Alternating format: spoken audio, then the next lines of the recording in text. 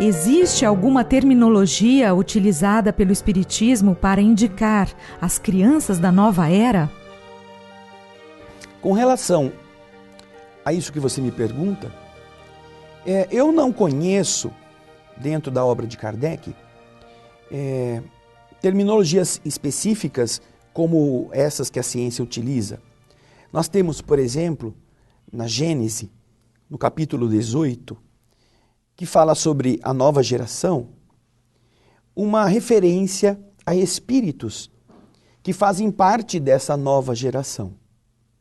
Esses espíritos, segundo a Gênese, estão em processos de reencarnar no mundo já há um bom tempo, não só agora. E essa nova geração, lá no capítulo 18, na segunda parte, ela é apresentada com as suas características próprias. Kardec apresenta-nos que a nova geração que vai substituir a velha, ela tem ideias e conceitos opostos à que está indo embora, à que está deixando de existir, ou que vai deixar de existir, ou que será substituída. E ela é caracterizada pelo quê? Por uma inteligência precoce, aliadas a duas coisas: o sentimento inato no bem e a tendência às ideias espiritualistas. Então Kardec chama este grupo de espíritos que tenham esta característica como membros dessa nova geração, essa geração nova. Não como superdotados ou como criaturas especiais, como seres assim tirados da gaveta dourada do Criador. Mas são espíritos em processos evolutivos, que não são os mais evoluídos, porque estão ainda renascendo num planeta de prova e expiação, que é um dos piores planetas que existe em termos evolutivos no universo, mas já estão melhores, porque têm conceitos que são bem diferentes daqueles que estavam na Terra, ou que ainda estão vivendo sobre estes outros aspectos de forma negativa. Então é interessante na Gênese essa referência que Kardec faz. Por quê? Porque eles aliam três condições para que esses espíritos possam ser identificados. E naturalmente, hoje, nós temos essas condições podendo estar identificadas não só em crianças, mas como em adultos, como pessoas idosas, porque é um processo que já vem acelerando-se desde, segundo a minha concepção, desde a chegada na Terra dos movimentos iluministas. Se nós formos estudá-los, nós perceberemos que a Terra foi bombardeada por espíritos, bombardeada no bom sentido. Ela foi o destino de uma pleiade de almas cuja inteligência estava acima, além daquela média, e que, quando renasceram, tinham uma finalidade específica. E eles renasceram mais ou menos no mesmo período e na mesma localidade, nas mesmas regiões na Europa. E eles produziram ideias tão exuberantes que influenciaram em toda parte do mundo.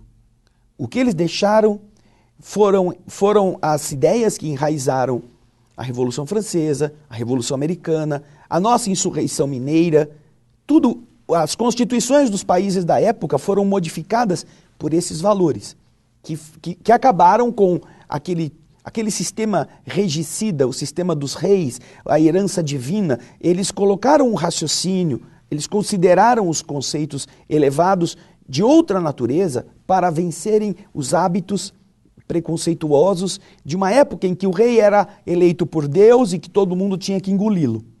Então você observa que desde esse período, essas almas estão geradas pela possibilidade da evolução da Terra e atuando sobre essa possibilidade, renovando essas estruturas. Então, dentro dessa visão, são esses três critérios que nós encontramos norteando a existência de seres inteligentes precocemente, que têm aliados à inteligência, o sentimento inato do bem e as ideias, a tendência às ideias espiritualistas.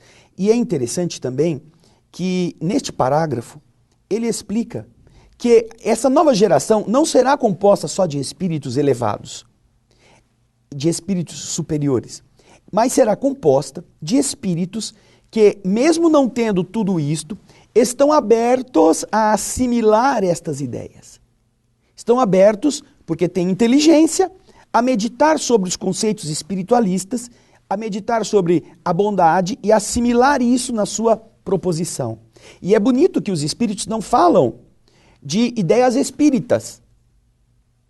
Não dizem que os espíritos da nova era serão os espíritas. Dizem eles que serão os espíritos que têm a inteligência precoce, essa capacidade mental ativada e que têm propensão às ideias espiritualistas. Qual é a diferença? As ideias que falam da sobrevivência da alma. Porque o espiritualismo, diferente da doutrina espírita, ele acredita na sobrevivência da alma, nas relações desta inteligência que vai além da sepultura. O espiritualismo, que é um espectro bastante amplo, ele está na Igreja Católica, na Igreja Evangélica, no budismo, no orientalismo, nos muçulmanos, porque eles acreditam na sobrevivência da alma em relação ao corpo, diferente do materialismo.